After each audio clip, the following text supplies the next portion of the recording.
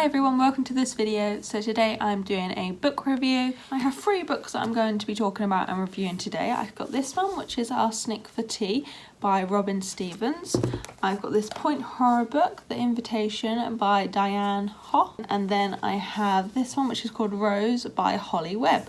So we're going to go in that order and start with Arsenic for Tea. So this is the second book in the Murder Most Unladylike series. I did the first one, which is this blue one here, which is just called Murder Most Unladylike. I did a review of that, I think in my last review possibly, or the one before that. I'll link a playlist down below of all my book reviews and stuff like that if you want to check it out. And I really loved that first one, so I picked up this one as well. So to tell you about this one, there's a couple of girls which are very good friends, and they've gone around the one friend's house for the holidays, and then suddenly someone dies and they begin to realise that it must be a murder, and they're trying to figure out, and it's really interesting because they realise it kind of has to be someone in the house, so it has to be a relative maybe of the girl or a friend or just someone who had been in that house with them, because nobody had really left and nobody else had entered. So I really like this one. I rated it 4 out of 5 stars and I said yes, I would definitely recommend this one. So I really like the setting. It's a nice big house, and the front of the book actually gives you this map, which is really cool.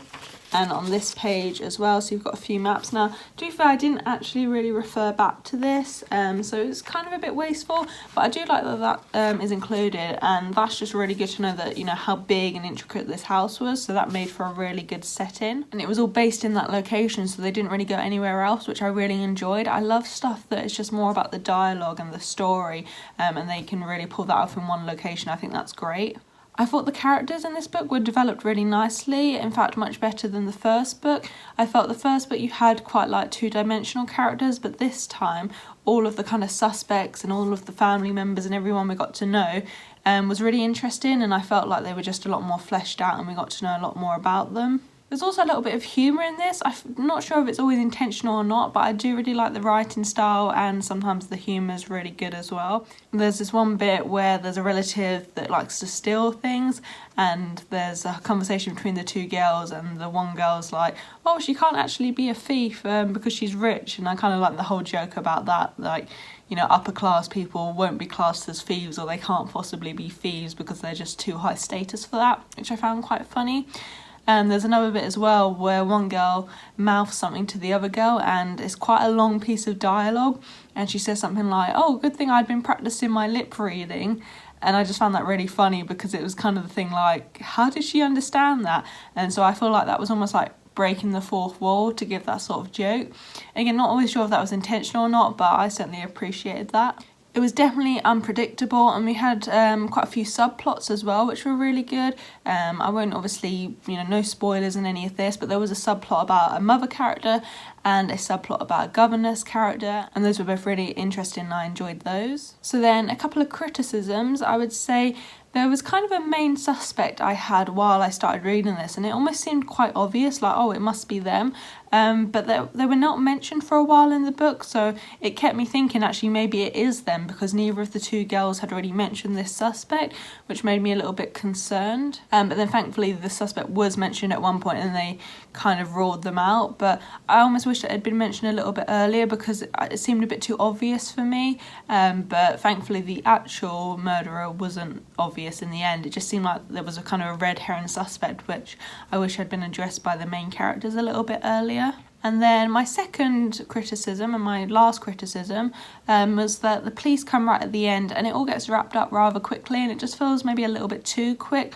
I almost feel like it wasn't fully relevant in the police being there, or they could have extended it or just given it as like a summary. It just kind of felt like the police were there, oh yes, it was this person, and then that's it. So I don't think that was ideal. But apart from that, I absolutely loved this book. I really enjoyed it. I've asked for more of these for Christmas. I know my partner's actually got me like 5 more books of this series for Christmas, so I'm so eager to just read more, and I'll definitely review more of them. They are standalone stories, which is good, so you don't have to read them in order. I am going to read them in order just because I prefer to do that, but I think if you picked up any separately it wouldn't really matter. But yeah, it was just really interesting. I love the setting, I love the atmosphere. Obviously the 2 girl characters are really great, and I love the whole detective element of it. So yeah, it's a really fun mystery. So next up we have this one, which is The Invitation by Diane Ho. I'm just going to keep saying like that. I'm sorry if that's incorrect. But yeah, this is a point horror book. As you can see, it's really old and tatty. And it was only £3. So this was first published in 1991, so it's not actually even that old, but it certainly looks like the book is pretty old, and this is probably like one of the first editions of it. So I gave this one only a 2 out of 5, and I said no, I wouldn't really recommend this. I did enjoy point horrors when I was younger. They're, you know, quick and easy reads. As you can see, they're only ever so thin, and they are quite interesting, like young adult horrors or like mysteries and thrillers and stuff like that, but they're not always like amazingly written, I must admit. I just see them as kind of quick and easy and just like a little bit of entertainment, but they aren't like really good, if that makes sense. And some are definitely better than others, so I would say this is one of the ones that I didn't enjoy as much. So this was about a group of friends who aren't really that popular, and they get invited to this party by this popular girl, and she's never invited them before, so it's all a little bit strange and suspicious. And then when they get to the party, a lot of strange things start happening. So I would say this was definitely a fun idea. Again, I like the setting with this one. You've got like this really like big rich house, so I like the idea of that, and these friends going there and kind of finding out what's going to happen to them, and you know what the intentions are of the host to invite them this time. There was quite an interesting group of friends, but I definitely felt like they could have had more development. Again, it's quite short, but I would have loved to have known just more about these characters, and possibly so then I would care about them a little bit more. With the setting as well, I feel like there could have been even more descriptions. So my main criticisms with this is the ending's just kind of very anticlimactic, and it doesn't make full sense. It's kind of like a motivational point, like why is this happening? Why did that person do that? And generally the dialogue wasn't that great either. It was just like a little bit unrealistic and stuff like that. So it did have a little bit of a twist, and it wasn't something that I actually predicted, but it just didn't really make full sense. Like I said about the motivation and stuff, it was kind of like, why did that happen? Why was that person doing this? So overall, it was quick and easy to read. It was a good idea, but I just didn't really enjoy it that much. I feel like it could have been much better and gone into a lot more depth. And then the last one we have is called Rose by Holly Webb, and this is the first book in a series. Now I must admit, I picked this one up literally judging it by its cover because it looks so pretty. I just love the way this looked. I think I did a haul of books that I picked up from charity shops, and I think this was one of them. I just love this sort of gold, and I love this little illustration of the girl with the cat. So this is about a young orphan girl, and she's in an orphanage, and then one day somebody comes along and says they're looking for a maid for this another posh rich house. Strangely enough, these are all about that. And she's the one that gets picked. So she goes to be a maid in this house, and she realises that the house is quite magical. And at the same time that all of that's happening, there are kids that are actually disappearing around town. And then she wants to try and obviously find out what's happened to these children, especially when one of her friends from the orphanage also disappears. So I would say I really like the main character of this one. She's just a very likeable, humble sort of girl. And I like the idea of her joining a new residence and this magical stuff happening. Now what I would say is it's meant to be a lot about magic, but honestly there wasn't that much magic in it. So I feel like there could have been a lot more. It was also a little bit slow. It wasn't boring at all. It was very easy to read, very pleasant to read, but I just feel like not much happened, especially with this whole plot line of the missing children. That only really came in probably about, I don't know, like it's really started to take place maybe 2/3 of the way through, or almost 3/4 of the way through, when it kind of really picked up. So that said, I did prefer the end of this book more than anything else. I thought the last sort of part of this book was really interesting. It went quite dark and quite creepy, which I enjoyed. So I think it would have been better if there was more mention about the missing kids and just more consequences and more fear in the first part of the book, and more stuff with the magic as well. I think it's because the young girl's actually kind of just discovering magic, so it's only kind of hinted towards it. So there was a little bit, but I feel like maybe there could have been a bit more, but I kind of understand maybe why there wasn't for that reason.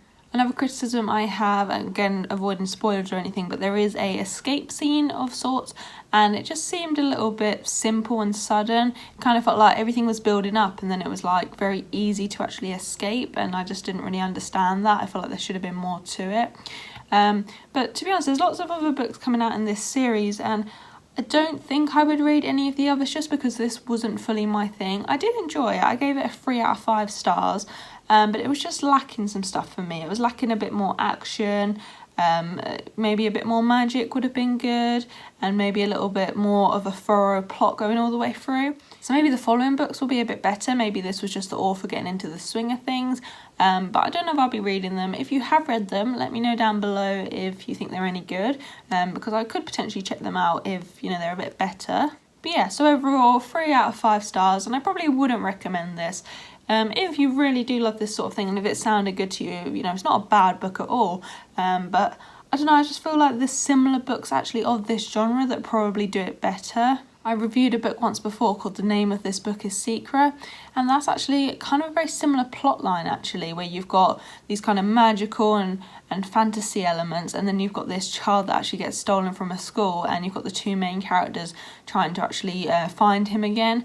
That book I absolutely love. It's amazing. It really goes into a lot of detail. It's very descriptive. The characters are awesome. There's quite a lot of like fantasy and weird stuff. And with this one as well, when we kind of reveal what's happened to the children, again, it's kind of like a motivation thing. It didn't really fully make sense, or it wasn't fully explained why that was happening. I would have liked more details. So yeah, so for me, I personally prefer the Secret series. The Name of This Book is Secret, and all of those ones. If you like something a little bit of like an adventure, because I found that a lot more exciting. But yeah, so that's my review of those 3 books. Again, these are just my opinions, so if you love or hate these books and feel differently to me, then that's perfectly fine, of course. Do leave your comments down below. I'd love to hear your opinions if you've read any of these, or if you'd like to read any of these. So please like this video and please subscribe if you enjoyed it. Like I said at the beginning, check out my playlist down below if you'd like to see more book reviews or anything like that. And I will see you all soon. Bye!